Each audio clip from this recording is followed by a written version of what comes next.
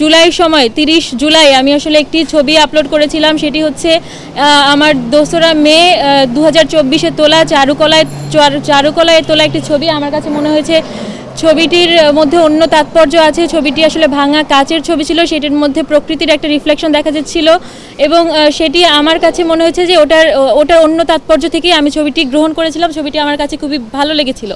তো আমি 30 জুলাই এই ছবিটি আপলোড করি, কারণ আমার কাছে মনে হচ্ছিল যে আমাদের যেই বাস্তবতা, সেই সময়ের যে বাস্তবতা এবং যেই স্বাভাবিকতা জীবনে, সেটি আসলে ভেঙে পড়ছে এবং আমাদের সাধারণ মানুষের উপর, সাধারণ ছাত্রদের উপরে এক ধরনের যেই ধরনের নির্বিচারে আসলে তাদেরকে গুলি করা হচ্ছে বা তারা আহত হচ্ছে, নিহত হচ্ছে, সেই জায়গা থেকে আমি আসলে এই ছবিটি আপলোড করি।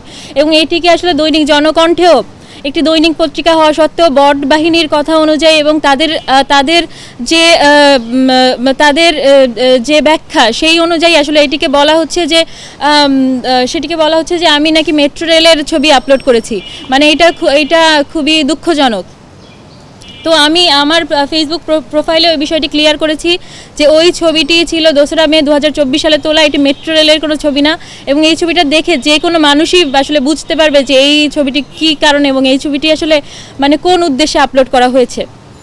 আচ্ছা, তো আরও একটা বিষয় আসলে উল্লেখ করতে চাই, সেটি হচ্ছে যে নারীর প্রতি শুধু আমার প্রতি না, যে কোনো নারীর প্রতি আসলে দেখা যায় যে এই বট বাহিনীর এক ধরনের টার্গেটমূলক অ্যাটাক। আমি আমার সহযাত্রী এবং তিনিও ডাকসু নির্বাচনে প্রার্থিতা করছেন, হেমা চাকমা, তার বিষয়ে বলতে চাই যে তাকে নিয়েও আসলে আমি জানি না কেন আমার প্রোফাইলে এবং তার প্রোফাইলে বট বাহিনীর এক ধরনের যেই অ্যাটাকের কথা বলছিলাম সেটি আসলে চলমান এবং তাকেও আসলে অ্যাটাক করা হচ্ছে।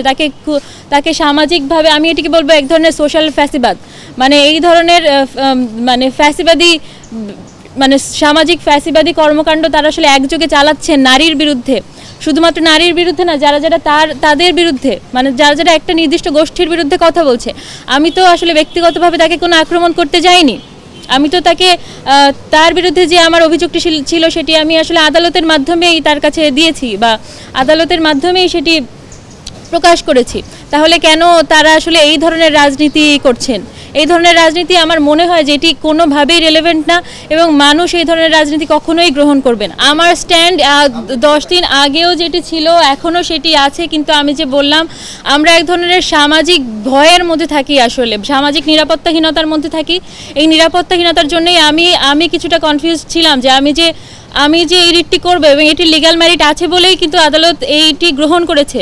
সেই জায়গা থেকে আরও আগেও হয়তো আমি করতে পারতাম, কিন্তু আমার মধ্যে এই নিরাপত্তার একটা ভয় ছিল এবং এই যে বললাম সামাজিক ফ্যাসিবাদ, যে ধর্মীয় ফ্যাসিবাদ, সেটির শিকার হওয়ার এক ধরনের ভয় ছিল। সেই কারণেই আমার একটু দেরি হয়েছে সিদ্ধান্তটি নিতে, কিন্তু আমি আরও আগেই সেটা নিতে পারতাম।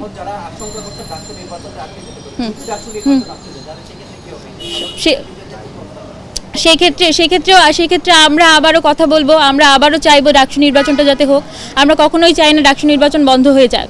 ডাকসু নির্বাচন খুবই দরকারি, কারণ এই জায়গা থেকে আসলে বোঝা যাবে যে আমাদের পরবর্তী রাজনীতি, দেশীয় রাজনীতি এবং সব ক্ষেত্রে পরিস্থিতি আসলে কোন দিকে যাবে। এবং আমরা এটা বিশ্বাস করি যে ঢাকা বিশ্ববিদ্যালয়ের এই বিবেচনাবোধ সম্পন্ন প্রতিটি শিক্ষার্থী, তারা আসলে তাদের ভোটটি এমন জায়গায় দেবেন না যারা নারীর প্রতি এবং যে কোনো মানুষের প্রতি, যে কোনো মতামতের প্রতি তারা এই ধরনের কুরুচিপূর্ণ মন্তব্য করতে পারেন।